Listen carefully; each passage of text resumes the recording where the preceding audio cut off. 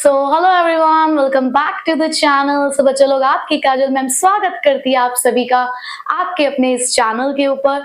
सो बच्चों लोग, आपको ऑलरेडी प्लानर पता चल ही चुका होगा कि किस तरीके से हम लोग यहाँ पर अपने ऑनलाइन चीता बैच के अंदर अपने सिलेबस को कवर अप करने वाले हैं। और अगर अभी तक भी आपने उस प्लानर वाली वीडियो को नहीं देखा है तो बिल्कुल अभी जाइए और अभी जाकर रोड मैप को समझ कर आइए कि किस तरीके से हमारी ये जो क्लास 12 की जर्नी है ये हम लोग कंप्लीट करने वाले हैं। आज हमारी इकोनॉमिक्स की क्लास है और हम लोग पढ़ रहे हैं इंडियन इकोनॉमिक डेवलपमेंट का chapter number 1, Indian economy on the eve of independence. और आज इस चैप्टर की है आखिरी क्लास और आज की क्लास के बाद हम इस चैप्टर को कर देंगे अलविदा। जी हाँ, क्योंकि आज जो टॉपिक्स हम लोग कवर अप करने वाले हैं उसके बाद ये चैप्टर हो जाएगा हमारा खत्म। तो चलिए आज की क्लास को स्टार्ट करते हैं और देखते हैं कि आज हम कौन से टॉपिक कवर अप करने वाले हैं। आज जिस टॉपिक को हमें सबसे पहले कवर अप करना है वो है इंफ्रास्ट्रक्चर। अब इंफ्रास्ट्रक्चर क्या होता है? मैं इंफ्रास्ट्रक्चर को कुछ इस तरीके से समझती हूँ कि जैसे हम लोग कहीं पर भी बाहर जाते हैं तो बाहर जाने से पहले अपने आप को मिरर के सामने खड़े होकर जरूर देखते हैं। क्यों? क्योंकि हम मिरर के सामने खड़े होकर ये देखना चाहते हैं कि हम बाहर जाकर किस तरीके से दिखने वाले हैं। जब कोई सामने से हमें अगर देखेगा तो हमारी एक इमेज क्या बिल्डअप होगी उसकी नजरों में। क्या हमारा ड्रेसअप सही है? क्या हमारे बाल ठीक से कॉम्ब हुए हैं? क्या हमारा जो फेस है वो अच्छा दिख रहा है दिखने में? तो ये सारी चीजें हमें कैसे पता चलती है? जब हम आईने के सामने खुद को खड़े होकर देखते हैं, यानी कि आईना आपको पूरी तरीके से आपकी वास्तविकता से आपको अवगत कराता है। Wow, what a Hindi! इसका मतलब आईना आपको ये बताता है कि आप किस तरीके से दिख रहे हैं, यानी कि जो आपकी रियल स्टेट है वो आपको शो करता है। ठीक उसी तरीके से अगर हम किसी कंट्री के अंदर रहने वाले लोगों की वेलबींग को देखना चाहते हैं या फिर हम ये देखना चाहते हैं कि उस स्टेट की स्थिति कैसी है, तो कहीं ना कहीं हम उसके इंफ्रास्ट्रक्चर को देख सकते हैं। इंफ्रास्ट्रक्चर मतलब कि वहां की रोड्स कैसी हैं, रेलवेज कैसी हैं, ट्रांसपोर्टेशन फैसिलिटी कैसी है, कम्युनिकेशन फैसिलिटीज कैसी है, पावर फैसिलिटी कैसी है, एजुकेशनल फैसिलिटी कैसी है, हेल्थ फैसिलिटी कैसी है। तो इस तरीके की सर्विसेज को देखकर हम उस कंट्री के बारे में बहुत कुछ अनुमान लगा सकते हैं। तो इसी इंफ्रास्ट्रक्चर के बारे में हम लोग अब पढ़ने वाले हैं कि ब्रिटिशर्स के टाइम पर, कॉलोनियल रूल के टाइम पर हमारे इंडिया का जो इंफ्रास्ट्रक्चर था वो कैसा था। चलिए देखते हैं कि कॉलोनियल रूल के अंदर हमारे इंफ्रास्ट्रक्चर के हालात कैसे थे। Infrastructure facilities were not satisfactory. ये तो पहली लाइन में ही हमें सब कुछ पता चल गया कि ये जो इंफ्रास्ट्रक्चर फैसिलिटीज हमें प्रोवाइड की गई थी कॉलोनियल रूल के अंदर वो बिल्कुल भी सेटिस्फैक्टरी नहीं थी। बट आप ये कैसे कह सकते हैं? तो इसे कहने के लिए हमें पढ़ना होगा द स्टेट ऑफ इंफ्रास्ट्रक्चर। तो यानी कि इंफ्रास्ट्रक्चर के हालात कैसे थे उसके लिए हम यहाँ पे 4 चीजों को स्टडी करेंगे, जिसमें पहला है हमारे पास रोड्स, यानी कि रोड्स कैसी थी, रेलवेज कैसे थे, एयर एंड वाटर ट्रांसपोर्ट और कम्युनिकेशन। इन 4 चीजों को पढ़ के हम ये जानेंगे कि हमारे यहाँ पर कॉलोनियल पीरियड के टाइम पे इंफ्रास्ट्रक्चर कैसा था। बच्चे, सबसे पहले हम चलते हैं रोड्स की तरफ। तो बेसिकली जितना भी इंफ्रास्ट्रक्चर डेवलप किया गया अंडर द कॉलोनियल रूल वो उन्होंने अपने पर्सनल इंटरेस्ट के लिए किया था। मैं ये नहीं कहूंगी कि ब्रिटिशर्स ने इंडिया के लिए कोई भी पॉजिटिव कंट्रीब्यूशन नहीं दिया। अगला टॉपिक भी यही है, पॉजिटिव कंट्रीब्यूशंस। बट उन्होंने जो कुछ भी किया ना वो सिर्फ और सिर्फ सेल्फ इंटरेस्ट के लिए किया, यानी कि किसी भी चीज के डेवलपमेंट अगर वो कर रहे थे इंडिया के अंदर तो उसके पीछे उनका अपना पर्सनल मोटिव था। तो देखिए जरा, रोड्स के लिए उन्होंने क्या किया। ब्रिटिशर्स के आने से पहले भी इंडिया का जो इंफ्रास्ट्रक्चर था वो तब भी कोई खास अच्छा नहीं था। जहां पर वो जो रोड्स बनी हुई थी वो मॉडर्न ट्रांसपोर्ट के लिए बिल्कुल भी फिट नहीं थी। तो हमने यही सबसे पहली चीज पढ़ी यहाँ पर कि रोड्स जो थी वो मॉडर्न ट्रांसपोर्ट के लिए फिट नहीं थी। It only serve the purpose for mobilising the army within the India. Mobilising means the movement, कि आर्मी को इंडिया के अंदर हमें मूव करना था, चैनलाइज करना था, यूटिलाइज करना था। उसके मूवमेंट के लिए सिर्फ इन रोड्स का इस्तेमाल किया जा रहा था, सिर्फ इसी पर्पस के लिए इन रोड्स का इस्तेमाल किया जा रहा था। तो this is the main point, ये आपको ध्यान भी रखना है।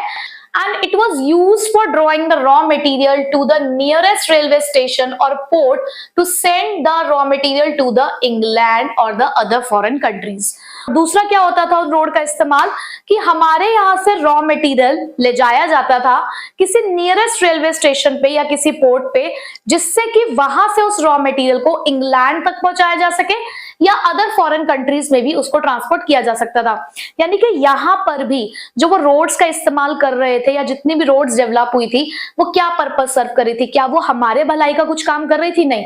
पहला काम उन्होंने किया आर्मी को मोबिलाइज करना, दूसरा काम उन्होंने किया कि हमारे यहाँ से रॉ मटेरियल क्योंकि उनको लेकर जाना था तो नियरेस्ट रेलवे स्टेशन तक उसको पहुंचाया जा सके, इसके लिए भी रोड्स जो थी वो इस्तेमाल की जा रही थी। There was an acute shortage of all-weather roads to reach out the rural areas during the rainy season. यानी कि अगर कभी बारिश हो जाया करती थी तो आपके लिए उन रोड्स पे ट्रैवल करना बिल्कुल भी सेफ नहीं होता था। यानी कि ऑल वेदर रोड्स का मतलब है कि हर तरीके के क्लाइमेट के लिए सुटेबल नहीं थी वो रोड्स, कि अगर बारिश का मौसम चल रहा है और आपको ट्रैवल करना है, आपको सामान एक जगह से दूसरी जगह पर लेके जाना है, तो उस टाइम पे उन रोड्स का इस्तेमाल करना बहुत ही रिस्की माना जाता था। And it suffered from the natural calamities and the famines. तो जिस एरिया के अंदर इस तरीके की रोड्स थी वहां पे रहने वाले लोगों को नेचुरल कैलेमिटीज को फेस करना पड़ा, फेमाइंस को फेस करना पड़ा, तो बहुत ज्यादा सफर कर रहे थे वो लोग इस तरीके की रोड से। यानी कि जो रोड्स थी वो कच्चा रोड्स थी एक तरीके से, जहां पर आप सिर्फ हल्के फुल्के जो व्हीकल्स होते हैं उन्हीं को आप लेकर जा सकते थे, ठीक है, और रेनी सीजन के टाइम पे तो आप ये काम भी नहीं कर सकते थे। दूसरा, हमने देखा कि यहाँ पर इसने मेन दो पर्पज ही सर्व करे, पहला आर्मी का मूवमेंट और दूसरा रॉ मटेरियल को एक जगह से दूसरी जगह पर लेकर जाना, ताकि वो अपनी कंट्री में उस रॉ मटेरियल को लेकर जा सके। रोड्स का तो हमें पता चल गया कि किस तरीके की रोड्स थी हमारे पास। अब बात करते हैं रेलवेज की। ये बहुत ही अच्छा कंट्रीब्यूशन रहा ब्रिटिशर्स की तरफ से कि 1850 के अंदर उन्होंने, ये उन्हीं का इनिशिएटिव था जिन्होंने हमारे यहाँ पर रेल्स को इंट्रोड्यूस किया। यानी कि ब्रिटिशर्स के शासन के अंदर ही हमारे इंडिया के अंदर रेलवेज का इन्वेंशन हुआ, तो 1850 के अंदर रेलवेज को इंट्रोड्यूस किया गया। और आपको इस डेट को याद रखना है, दिस इज इंपॉर्टेंट, आप बिल्कुल याद रखेंगे, एमसीक्यू में पूछा जा सकता है।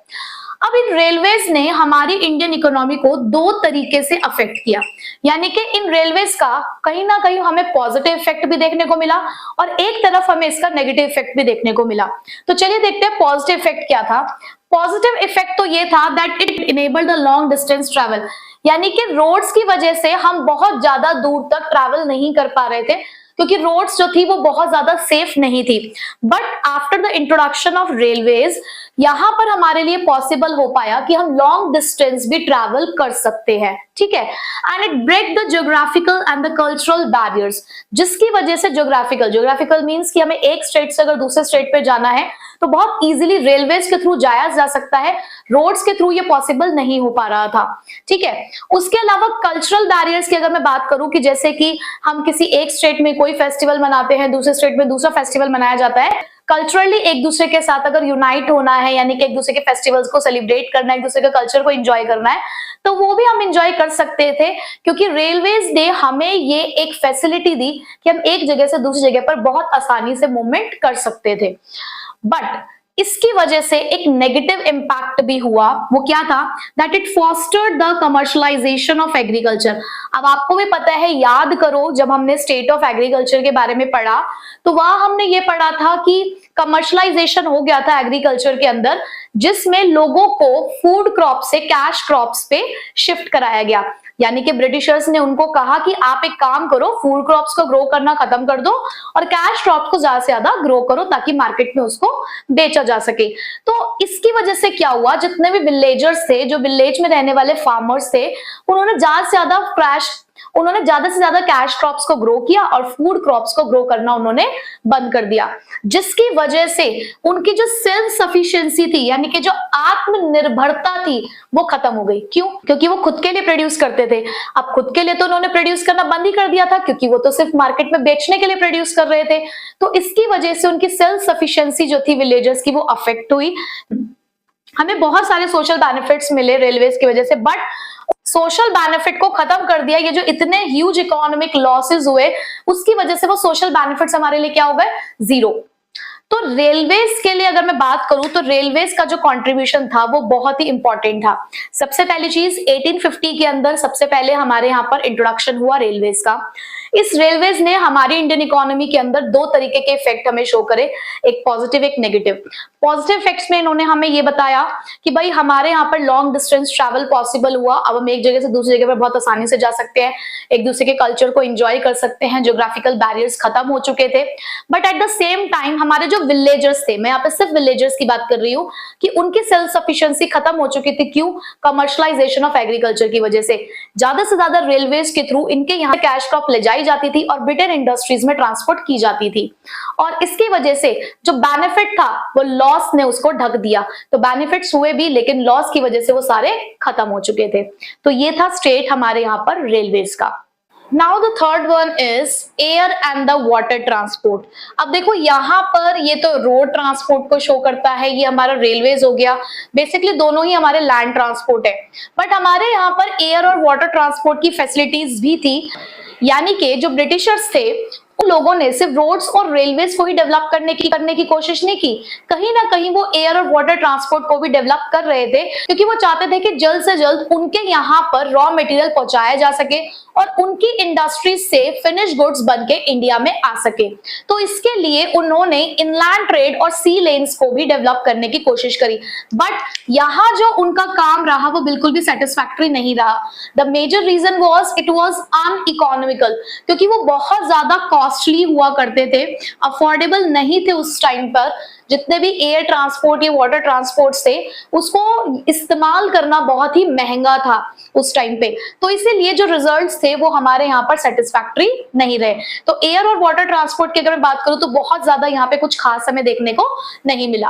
अब ये तो यहाँ पर हम देख रहे हैं कि एक तरीके से बिल्कुल ही सारी चीजें ट्रांसपोर्टेशन के बारे में बात हो रही है, बट कम्युनिकेशन भी तो जरूरी था ना, बातचीत भी तो जरूरी थी। जब हम ट्रेड करते हैं तो कहीं ना कहीं हमें कम्युनिकेट भी करना पड़ता है।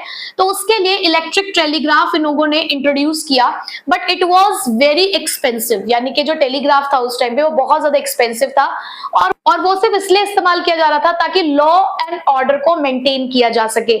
उस टाइम पे जो भी उन्होंने कानून चला रखे थे, जो भी उनके ऑर्डर्स चल रहे थे, को कम्युनिकेट किया जा सके, उसके लिए इलेक्ट्रिक टेलीग्राफ का इस्तेमाल किया जा रहा था। उसके अलावा पोस्टल सर्विसेज भी इन लोगों ने स्टार्ट करी, और पोस्टल सर्विसेज काफी बेनिफिशियल रही, बहुत सारे पब्लिक पर्पस के लिए इसका इस्तेमाल किया गया। बट ये इनएडिक्वेट थी। इनएडिक्वेट मतलब बहुत जगह तक इसकी जो मास रीच थी वो नहीं थी, लेकिन इसकी जो पहुंच थी वो लिमिटेड थी, क्योंकि पोस्टल सर्विसेज के लिए जो फैसिलिटीज चाहिए थी हमें वो हर जगह पर अवेलेबल नहीं थी। तो अगर मैं कम्युनिकेशन की भी बात करूं तो कम्युनिकेशन एक्सपेंसिव होने के साथ साथ इनएडिक्वेट था, तो बहुत ज्यादा उसकी परफॉर्मेंस भी हमें कोई खास अच्छी नहीं दिखी। तो ओवरऑल अब हमें ये पता चला कि जो इंफ्रास्ट्रक्चर फैसिलिटीज थी हमारे कॉलोनियल रूल के अंदर हमारे इंडिया की, वो बहुत ज्यादा अच्छी नहीं थी। क्यों? क्योंकि रोड्स जो थी वो कच्चा रोड्स थी, बहुत ज्यादा उससे ट्रांसपोर्टेशन नहीं किया जा सकता था, क्योंकि वो इस तरीके से नहीं बनी हुई थी कि आप बहुत ज्यादा ट्रैवल कर सको उसके ऊपर। बहुत ही जो हैवी आप उन व्हीकल्स को उसके ऊपर नहीं ले जा सकते थे। मोर ओवर वहां पर उन रोड्स का इस्तेमाल उनके अपने पर्सनल इंटरेस्ट के लिए हो रहा था, आर्मी मूवमेंट के लिए या फिर रॉ मटेरियल्स को एक जगह से दूसरी जगह पर रेलवे स्टेशन तक पहुंचाने के लिए। और अगर रेनी सीजन है या फिर कोई भी इस तरीके का मौसम खराब हो रहा है तो खराब मौसम में आप उस रोड का इस्तेमाल नहीं कर सकते थे। उसके अलावा रेलवेज की अगर मैं बात करूं, 1850 के अंदर उन्होंने रेलवेज को डेवलप किया, बट वो रेलवेज भी जो थी वो हमें पॉजिटिव साइड भी अगर शो कर रही थी तो उसके कुछ नेगेटिव साइड भी थे। पॉजिटिव साइड यही था कि भाई हम लॉन्ग डिस्टेंस ट्रैवल कर पा रहे थे, ज्योग्राफिकल और कल्चरल बैरियर खत्म हो चुका था, but at the same time हमारे जो विलेजर्स थे वो सेल्फ सफिशिएंसी उनकी हो चुकी थी due to the commercialisation of agriculture. Air और वाटर ट्रांसपोर्ट की हम बात करें तो उन्होंने डेवलप करने की कोशिश करी, बट महंगे हो जाने की वजह से उनका जो हमें परफॉर्मेंस दिखा वो सेटिस्फैक्टरी नहीं दिखा। कम्युनिकेशन भी उन्होंने डेवलप किया, बट वो भी एक्सपेंसिव था, इनएडिक्वेट था, इसलिए उसका भी रिजल्ट हमें कोई खास अच्छा नहीं मिला। This was all about the infrastructure facilities in our economy under the colonial period. So अब हम चलते हैं अपने नेक्स्ट टॉपिक की तरफ। अब हमने ये तो पढ़ लिया कि हमारा जो स्टेट ऑफ इंफ्रास्ट्रक्चर था अंडर द कॉलोनियल रूल वो कैसा था, बट इस इंफ्रास्ट्रक्चर डेवलपमेंट के पीछे आखिरकार रीजन क्या थे। हालांकि बहुत सारे रीजंस हमने ऑलरेडी स्टेट में ही कवर अप कर लिया है, बट एक बार एक कंक्लूजन टाइप देख लेते हैं कि उनके इंफ्रास्ट्रक्चर डेवलपमेंट के पीछे क्या रीजन थे। So the basic objective of the British government to develop the infrastructure was not to provide the basic amenities. Amenities मतलब होता है the benefits, यानी कि आपको लगता है कि उन्होंने जितना भी डेवलपमेंट का काम किया वो आपकी भलाई के लिए किया था? क्या इंडिया की भलाई के लिए वो ये काम कर रहे थे? नहीं। पता है क्या होता है, लोग तब तक ही आपके साथ होते हैं जब तक आप उनके किसी काम के होते हैं। तो बिल्कुल ब्रिटिशर्स भी यही कर रहे थे कि वो लोग हमारे इंडिया के अंदर डेवलपमेंट कर तो रहे थे, लेकिन उस डेवलपमेंट के पीछे उनका कोई भी ऑब्जेक्टिव आपकी भलाई नहीं थी, किसी भी तरीके से इंडिया के बेनिफिट के लिए काम नहीं कर रहे थे। It was to serve their own colonial interest, बल्कि वो तो अपना ही साम्राज्य जो उन्होंने बना रखा था हमारे यहाँ पे, अपने खुद के पर्सनल इंटरेस्ट के लिए काम कर रहे थे। रोड डेवलप करना, रेलवेज डेवलप करना, एयर वाटर ट्रांसपोर्ट का डेवलपमेंट करना, ये सब किस लिए किया जा रहा था? ताकि हमारे यहाँ की चीजों को ब्रिटेन में पहुंचाया जा सके।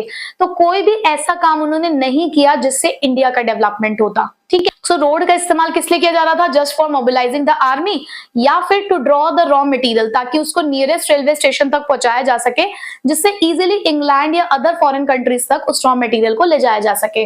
उन्होंने रेलवेज डेवलप करी, बिल्कुल बहुत अच्छा काम किया 1850 में रेलवेज को डेवलप करके, but it was developed for 3 reasons. पहला रीजन क्या था?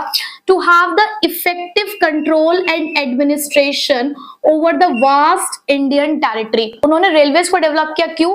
क्योंकि वो हमारी इंडियन टेरिटरी के ऊपर अपना कंट्रोल एस्टैब्लिश करना चाहते थे। वो चाहते थे कि उनका एडमिनिस्ट्रेशन यानी कि उनका अधिकार आ जाए हमारी इंडियन टेरिटरी के ऊपर। दूसरा, to earn the profits from the foreign trade. उसके अलावा क्योंकि हमारे देश से बहुत सारा जो सामान था वो एक्सपोर्ट किया जाता था, हमारा जो रॉ मटेरियल था वो बाहर के देशों में भेजा जाता था, तो फॉरेन ट्रेड से जो भी पैसा आ रहा था वो उस पैसे को अपनी जेबों में डालना चाहते थे। सो यहाँ पर उन्होंने रेलवेज को लिंक किया विद द मेजर पोर्ट्स, ताकि वो फॉरेन ट्रेड कर सके और फॉरेन ट्रेड से जो भी प्रॉफिट्स आते हैं वो उसको अपनी पॉकेट में डाल सके। उसके अलावा जो तीसरा काम उनका था, to make the profitable investment of British funds in India, यानी कि वो क्या कर रहे थे, इंडिया के अंदर जो अपने फंड्स थे उनका इन्वेस्टमेंट कर रहे थे, लेकिन उस इन्वेस्टमेंट के पीछे भी उनका खुद का प्रॉफिट था, यानी कि उस इन्वेस्टमेंट से भी वो बहुत सारा प्रॉफिट जो थे वो अर्न कर रहे थे। तो रेलवेज को डेवलप करने के पीछे 3 कारण थे। कौन कौन से?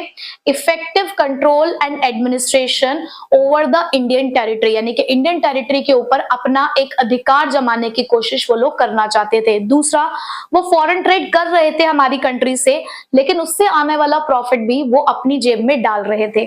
तीसरा, उन्होंने हमारे यहाँ पर प्रॉफिटेबल इन्वेस्टमेंट्स करी और उससे भी जितना भी रिटर्न जनरेट हो रहा था उसका इस्तेमाल भी वो अपने पर्सनल इंटरेस्ट के लिए कर रहे थे। तो रेलवेज का डेवलपमेंट इन 3 रीजंस के लिए हुआ। इलेक्ट्रिक टेलीग्राफ के बारे में हम अभी पढ़ के आए, ब्रिटिशर्स ने क्यों डेवलप किया? ताकि वो अपने जो लॉ और ऑर्डर है उसे इंडिया के अंदर भी लागू कर सके, यानी कि इंडिया के अंदर भी वो लॉ और ऑर्डर मेंटेन किए जा सके। इस वजह से इलेक्ट्रिक टेलीग्राफ का भी इन्वेंशन उन्होंने किया। सो यहाँ पर हमें बिल्कुल क्लियरली ये चीज दिख रही है कि ब्रिटिशर्स ने जो कुछ भी किया वो सिर्फ और सिर्फ अपने सेल्फ इंटरेस्ट के लिए किया, इंडिया के डेवलपमेंट के लिए उन्होंने ऐसा कुछ भी नहीं किया। मतलब इनडायरेक्टली इंडिया का डेवलपमेंट हो रहा था, लेकिन उस डेवलपमेंट के पीछे की जो तस्वीर थी वो ये कहती है कि यहाँ पर ब्रिटिशर्स का अपना ही खुद का पर्सनल इंटरेस्ट छुपा हुआ था। ठीक है, सो हमने यहाँ पर अब इंफ्रास्ट्रक्चर के टॉपिक को कंप्लीट कर लिया है। अब हमारा अगला टॉपिक है वो है positive contributions made by the Britishers. So अब हमारा नेक्स्ट टॉपिक है the positive contribution of British rule. यानी कि ऐसा नहीं है, देखो हर सिक्के के 2 पहलू होते हैं, यानी कि अगर कहीं ना कहीं ब्रिटिशर्स हमारे यहाँ पे सब कुछ खराब कर रहे थे तो जाने अनजाने में कुछ चीजें हमारे लिए अच्छी भी हो रही थी। मतलब वही है कि किसी भी चीज को देखने का नजरिया अलग अलग हो सकता है।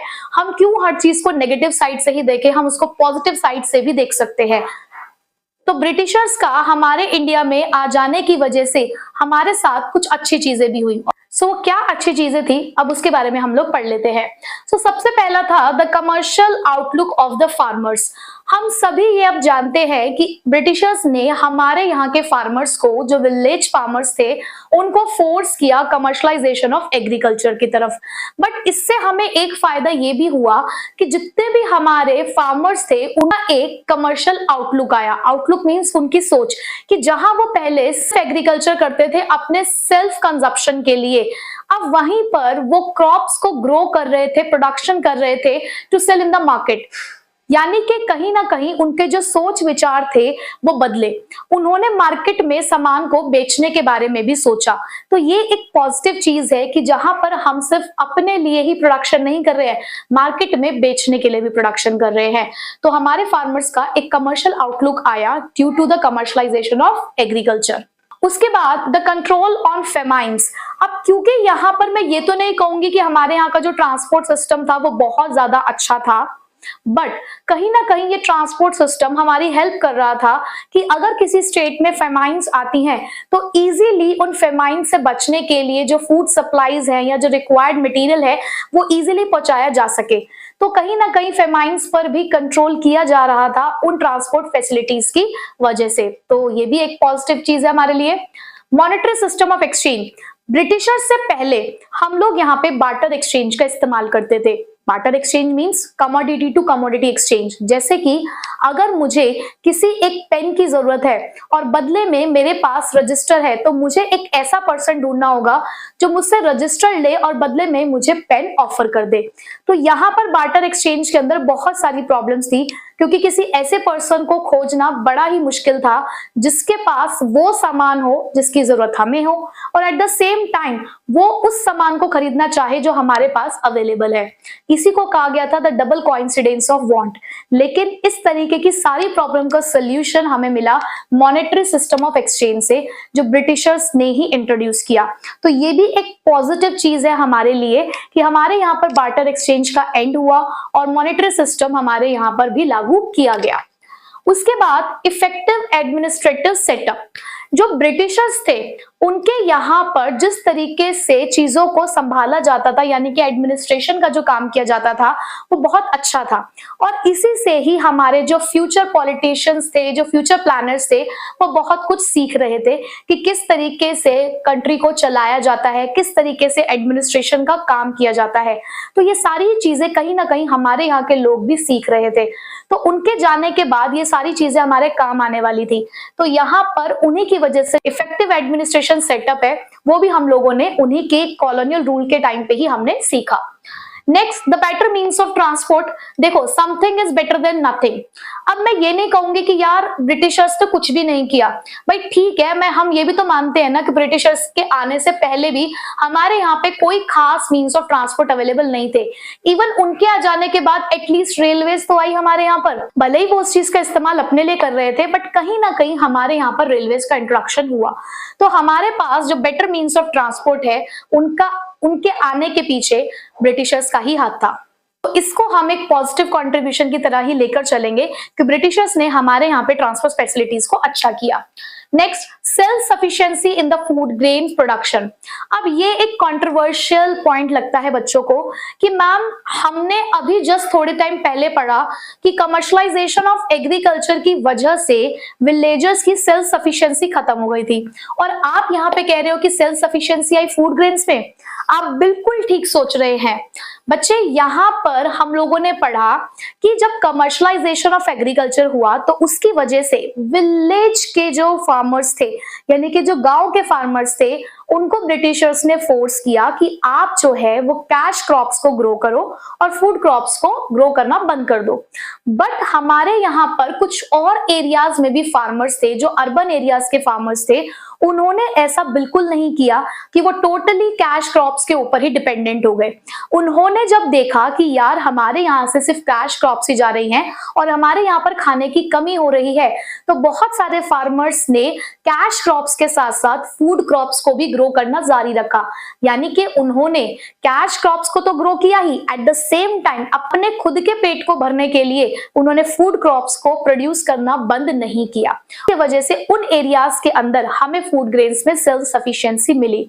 तो आप ये कह सकते हो कि अगर हम विलेज कम्युनिटीज की बात करें, अगर हम विलेज फार्मर्स की बात करें, तो यस, ये बिल्कुल सही बात है कि हमारे इंडिया के कुछ पार्ट में हमें सेल्फ सफिशिएंसी देखने को नहीं मिली, वो कमर्शलाइजेशन की वजह से कहीं खो चुकी थी। लेकिन एक मेजर पोर्शन इंडिया का ऐसा था जिसके अंदर अभी भी फूड क्रॉप्स जो थी वो ग्रो की जाती थी, तो जिसकी वजह से हम सेल्फ सफिशिएंट अभी भी थे। तो ये हमारे कुछ पॉइंट्स हैं जो ब्रिटिशर्स के पॉजिटिव कंट्रीब्यूशन को शो करते हैं, जैसे कि हमारे यहाँ के फार्मर्स का कमर्शियल आउटलुक आ जाना, यानी कि वो इस बारे में भी अब सोच रहे थे कि बाजार में भी चीजों को बेचा जा सकता है। फेमाइंस को कंट्रोल किया जा रहा था due to the better means of transport. Monetary exchange आ चुका था, बार्टर एक्सचेंज खत्म हो गया था। हम लोग यहाँ पर एडमिनिस्ट्रेटिव सर्विसेज सीख रहे थे कि किस तरीके से एडमिनिस्ट्रेशन का काम होता है। ट्रांसपोर्ट की वजह से आना जाना, सामान का एक जगह से दूसरी जगह पर लाना ले जाना पॉसिबल हो पा रहा था। प्लस हम सेल्फ सफिशिएंसी में थे कि फूड ग्रेन्स को भी हम कहीं ना कहीं ग्रो कर रहे थे। हमारे माइंड में ये बात आ चुकी थी कि सिर्फ कैश क्रॉप्स को ग्रो करने से ही काम नहीं चलेगा। ठीक है, सो अब पढ़ते हैं इसका बिल्कुल इस चैप्टर का लास्ट टॉपिक, जो है Indian economy on the eve of independence, जो कि हमारे इस चैप्टर का टाइटल है। अब उस टाइटल से हम इस चैप्टर को एंड करेंगे। इस चैप्टर के अंदर हमने बहुत कुछ पढ़ लिया। चैप्टर का नाम था Indian economy on the eve of independence, और इस इंडियन इकोनॉमी को जानने के लिए हमने इसके अलग अलग एस्पेक्ट्स को देखा। जहां हमने एग्रीकल्चर सेक्टर के बारे में पढ़ा कि वो स्टेगनेंट था, वही हमने इंडस्ट्रियल सेक्टर के बारे में पढ़ा कि वो एक पुअर स्टेट में था। फॉरेन ट्रेड के अंदर हमें ब्रिटिशर्स की मोनोपोली दिखी, जहां पर उन्होंने हमें बनाकर रख दिया था the exporter of raw material and importer of finish goods. More over उन्होंने हमारी इंडियन वेल्थ का ड्रेन भी किया, और अपने यहाँ से more than half of the foreign trade वो अपने यहाँ पर ही कराया करते थे। उसी के बाद हमने डेमोग्राफिक कंडीशन देखी, जहां पर हमें high birth rate, high death rate, low literacy, low per capita income जैसी चीजों के बारे में हमने पढ़ा। ऑक्यूपेशनल स्ट्रक्चर्स की हम बात करें तो तीनों सेक्टर में जो डोमिनेंस देखने को मिला वो एग्रीकल्चर सेक्टर का था। मोर ओवर कुछ रीजनल वेरिएशंस भी थे, जैसे कि कुछ स्टेट्स ऐसी थी जिन्होंने अपनी डिपेंडेंसी एग्रीकल्चर के ऊपर हटाई, और कुछ स्टेट्स अभी भी ऐसे थे जो एग्रीकल्चर को ही अपना मेन ऑक्यूपेशन मानकर चल रहे थे। उसके बाद आज हमने यहाँ पर अपने इंफ्रास्ट्रक्चर के बारे में देखा कि इंफ्रास्ट्रक्चर की भी जो स्थिति थी वो खास सेटिस्फैक्टरी नहीं थी। उसके अलावा हमने ब्रिटिशर्स के पॉजिटिव कंट्रीब्यूशन को भी देखा। अब हम इस चैप्टर के बिल्कुल एंडिंग पॉइंट पे हैं, बिल्कुल अंतिम चरण पे हैं। तो हमने जो इतना सब कुछ इस चैप्टर के अंदर पढ़ा, आप ये मान सकते हो कि ये टॉपिक उसकी एक समरी है। चैप्टर का जो मेन थीम था वो यही था, ये जानना कि इंडिपेंडेंस के टाइम पर हमने बाकी सारे कॉन्सेप्ट्स में तो ये पढ़ा कि ब्रिटिशर्स ने क्या किया। ये जो आज हमारी स्थिति है इंडियन इकोनॉमी की, ये जो इंडिपेंडेंस के टाइम पे हमारी इंडियन इकोनॉमी की जो स्थिति थी वो स्थिति कैसे हुई, ब्रिटिशर्स ने ऐसा क्या क्या किया जिसकी वजह से हमारी इंडियन इकोनॉमी इस स्टेज पर आकर रुक गई थी। तो ये तो हमने पूरा एक कॉन्सेप्ट पढ़ लिया इस चैप्टर के अंदर। तो देखते हैं कि जिस दिन इंडिपेंडेंस हमें मिली उस दिन इंडियन इकोनॉमी कैसी थी, इंडियन इकोनॉमी की स्टेट कैसी थी। तो देखिए जरा, तो सबसे पहले अगर हम देखें तो इंडियन इकोनॉमी स्टेगनेंट हो चुकी थी। स्टेगनेंट मतलब एक रुकी हुई और थमी हुई सी, यानी कि जहां पर ग्रोथ बिल्कुल नहीं हो रही थी। हम जहां थे बस वहीं आकर खड़े हो गए थे। क्यों? क्योंकि अनएम्प्लॉयमेंट बहुत ज्यादा फैला हुआ था। एग्रीकल्चर सेक्टर में लोग लगे हुए तो थे, लेकिन कहीं ना कहीं जरूरत से ज्यादा लगे हुए थे। जितने लोगों की जरूरत नहीं भी थी उससे भी कहीं ज्यादा लोग वहां पर काम कर रहे थे। डेथ्स बहुत ज्यादा हो रही थी। क्यों? क्योंकि फूड की कमी थी, स्टारवेशन था हमारे यहाँ पर। क्योंकि हम लोग क्या कर रहे थे, कैश क्रॉप्स के ऊपर डिपेंड हो गए थे। फूड ग्रेन्स हमारे पास इतना ज्यादा नहीं था उस टाइम पे, बहुत ज्यादा फूड्स की कमी थी। तो इस वजह से हमारी इंडियन इकोनॉमी हमें कहीं ना कहीं हमारी इंडियन इकोनॉमी के जो हालात थे वो बिल्कुल स्टेगनेंट हमें दिख रहे थे। उसके बाद हमारी इंडियन इकोनॉमी एक बैकवर्ड इकोनॉमी जैसी हमें दिख रही थी। बैकवर्ड क्यों? क्योंकि यहाँ पे प्रोडक्टिविटी लो थी, लो पर कैपिटा इनकम थी, high death rate, birth rate, low literacy. इन सब चीजों को जब हम देख रहे थे तो वो हमारी इकोनॉमी को एक पिछड़ी इकोनॉमी जैसा शो कर रही थी। क्यों? क्योंकि पिछड़ी हुई इकोनॉमी क्या होती है? जहां पर ग्रोथ का आपको कुछ भी नहीं दिख रहा है, ग्रोथ का जी भी नहीं दिख रहा था हमें वहां पर। तो ऐसी इकोनॉमी क्या कहलाएगी? पिछड़ी हुई तो इकोनॉमी कहलाएगी। तीसरा, एग्रीकल्चर बैकवर्डनेस था। 70% पीपल जो थे वो एग्रीकल्चर में लगे हुए थे। आप यहाँ पर अपनी पॉपुलेशन का एक मेजर पोर्शन एक जगह पर लगाकर बैठे हो, बट प्रोडक्टिविटी कितनी आ रही थी? 50% जीडीपी ही सिर्फ वो जनरेट कर पा रहा था एग्रीकल्चर सेक्टर। आपने इतना बड़ा पोर्शन लोगों का एग्रीकल्चर में लगा रखा है, लेकिन उससे प्रोडक्टिविटी कहाँ आ रही है? प्रोडक्टिविटी तो इतनी नहीं आ रही थी। तो इसलिए एग्रीकल्चर बैकवर्डनेस हमें देखने को मिली। Moreover land settlement system ने यहाँ पर फ्यूडल रिलेशंस को डेवलप किया। फ्यूडल रिलेशन मतलब कहूंगी मालिक और नौकर की नीति, यानी कि जहां पर लैंडलॉर्ड और टेनेंट का रिलेशनशिप आया, जहां पर एक हमारा लैंडलॉर्ड था, यानी कि एक उस जमीन का मालिक था, तो दूसरा उस जमीन पे काम करने वाला उसका नौकर था। कि उन टेनेंट से बहुत ही हाई रेट्स ऑफ लगान चार्ज किए जाते थे, जिसकी वजह से कहीं ना कहीं वो स्लेव्स बन के रह जाते थे उन लैंडलॉर्ड्स के। उसके अलावा इंडस्ट्रियल बैकवर्डनेस हमें देखने को मिली, क्योंकि कुछ खास इंडस्ट्रीज बची नहीं थी हमारे यहाँ पे, कोई खास मॉडर्न इंडस्ट्रीज नहीं थी। हमारी खुद की जो इंडस्ट्री थी हैंडीक्राफ्ट इंडस्ट्री, वो उन्होंने बिल्कुल ही डिस्ट्रॉय कर दी थी, जिसकी वजह से हमें यहाँ पे लैक ऑफ बेसिक और हेवी इंडस्ट्रीज देखने को मिली। यानी कि एक जो इंडस्ट्रियल बेस होना चाहिए था हमारा, वो इंडस्ट्रियल बेस भी हमारा नहीं बचा था। पॉवर्टी की बात करूं तो वो वाइड स्प्रेड थी, यानी कि जगह जगह पर फैली हुई थी। क्यों? हमने स्टार्टिंग में देखा कि अनएम्प्लॉयमेंट था। जब लोगों के पास काम नहीं होगा, इलिटरेसी थी, पढ़े लिखे नहीं होगे, तो किस तरीके, जब काम नहीं करोगे तो कमाओगे क्या? तो पॉवर्टी बहुत ज्यादा हमारे यहाँ पर फैली हुई थी। क्यों? क्योंकि लोगों के पास काम नहीं था, लोग पढ़े लिखे नहीं थे कि अपने लिए कुछ कर सकते हो। इंफ्रास्ट्रक्चर, अभी हम पढ़ के आए कि कुछ खास इंफ्रास्ट्रक्चर नहीं था, कोई सेटिस्फैक्टरी नहीं था। रोड्स इतनी ज्यादा डेवलप नहीं थी, रेलवेज डेवलप भी थी, तो उनका पर्सनल इंटरेस्ट सर्व कर रही थी। हम बहुत ज्यादा डिपेंड हो चुके थे इंपोर्ट्स के ऊपर, मेजर डिपेंडेंस था हमारे इंपोर्ट के ऊपर। काफी हद तक जो कंज्यूमर गुड्स हैं वो हम बाहर से ही खरीदा करते थे, जैसे कि मेडिसिन भी इवन हमें बाहर से ही इंपोर्ट करानी पड़ती थी। उसके अलावा जो मेजर हमारा एक पॉइंट है वो ये कि कॉलोनियल इकोनॉमी थी। कॉलोनियल इकोनॉमी के अंदर हमारी इंडियन वेल्थ का ड्रेन हुआ। आपको पता है ना कि किस तरीके से वो हमारा ही पैसा बहाकर अपनी कंट्री में ले गए थे। कैसे? अपने ऑफिस एक्सपेंसेस को पे करने के लिए, अपने वॉर एक्सपेंसेस को पे करने के लिए, अपने इनविजिबल ट्रेड्स को पूरा करने के लिए, इन 3 फॉर्म में वो हमारे यहाँ से पैसा बहाकर अपनी कंट्री में ले गए। उन्होंने हमें बनाकर रख दिया the exporter of raw material and importer of finish goods, जो उनका मेन पर्पस था। हमारी कंट्री में घुसने का मेन कारण यही था कि वो हमारे यहाँ से रॉ मटेरियल को अपने यहाँ पर लेकर जाना चाहते थे। उसके अलावा डिके इन हैंडीक्राफ्ट इंडस्ट्रीज, उनको ये दिख रहा था कि ये जो हमारी हैंडीक्राफ्ट इंडस्ट्रीज हैं यही हमारे लिए स्ट्रेंथ का काम करने वाली हैं, तो उन्होंने आते ही हमारे इन हैंडीक्राफ्ट इंडस्ट्रीज के ऊपर वार किया और हमारे ऊपर अपना साम्राज्य जमा लिया। तो 200 साल तक ब्रिटिशर्स ने हमारे यहाँ पर आकर हमारी इकोनॉमी को इस स्थिति में लाकर खड़ा कर दिया कि हमारी इकोनॉमी रुक गई थी, थम गई थी, स्टेगनेंट हो गई थी, बैकवर्ड, पिछड़ी हुई हो गई थी।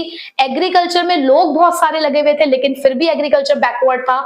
इंडस्ट्रियल का कोई बेस नहीं था, क्योंकि उन्होंने इंडस्ट्रीज हमारे यहाँ पे डेवलप होने ही नहीं दी, जिसकी वजह से वाइड स्प्रेड पॉवर्टी हुई। जब लोगों के पास काम नहीं होगा तो पैसा भी नहीं होगा, तो लोगों के लिए अपने 2 वक्त की रोटी कमाना भी बहुत मुश्किल हो गया था। हमारे पास इंफ्रास्ट्रक्चर की फैसिलिटीज कुछ खास नहीं थी। डेवलप हुआ इंफ्रास्ट्रक्चर, लेकिन वो बहुत ज्यादा डेवलप नहीं हुआ, बहुत अच्छे रिजल्ट उसने शो नहीं करे। डिपेंडेंसी बहुत थी इंपोर्ट्स के ऊपर हमारी, क्योंकि काफी कुछ हमारा ऐसा था जो ब्रिटेन के अंदर जा चुका था, हमारे पास कुछ खास हमारी इकोनॉमी में नहीं बचा था। उन्होंने हमारे ऊपर राज करा, हमारी इकोनॉमी को कॉलोनियल इकोनॉमी, अपना साम्राज्य, अपनी कॉलोनी बनाकर छोड़ दिया था, जहां पर हमारा पैसा वो अपने पास ले गए, हमारा रॉ मटेरियल ले गए, अपने फिनिश गुड्स हमारे ही कंट्री में आकर उन्होंने बेचने शुरू कर दिए और हमारी इंडस्ट्रीज को तबाह कर दिया। इसी के साथ हमारा ये फर्स्ट चैप्टर होता है कंप्लीट, एंड आई होप कि आपको ये पूरा चैप्टर बहुत अच्छे से समझ में आया होगा और बच्चे लोग आप साथ साथ इसको प्रिपेयर कर रहे होंगे। तो हमारा चैप्टर नंबर 1 कंप्लीट हो गया है। अभी हमने इंडियन इकोनॉमी को ही कंटिन्यू रखना है, क्योंकि इसके जो आगे के 2 चैप्टर हैं वो इससे रिलेट करते हुए हैं, जो हमें इसकी आगे की कहानी बताएंगे। बेसिकली यहाँ पर हमने on the eve of independence तो पढ़ लिया है कि क्या हुआ था। अब 1950 से लेकर 1990 के बीच में क्या हुआ वो हम अगले चैप्टर के अंदर पढ़ने वाले हैं। So stay tuned with the channel, और अगर आप चैनल पे नए हैं तो बच्चे लोग प्लीज चैनल को सब्सक्राइब कर लीजिए और ज्यादा से ज्यादा बच्चों के साथ इसको शेयर कीजिए ताकि वो बच्चे भी इस फ्री बैच का बेनिफिट ले सके। सो मिलते हैं आपसे नेक्स्ट क्लास में इसके आगे के चैप्टर के साथ। So till then take care, bye bye.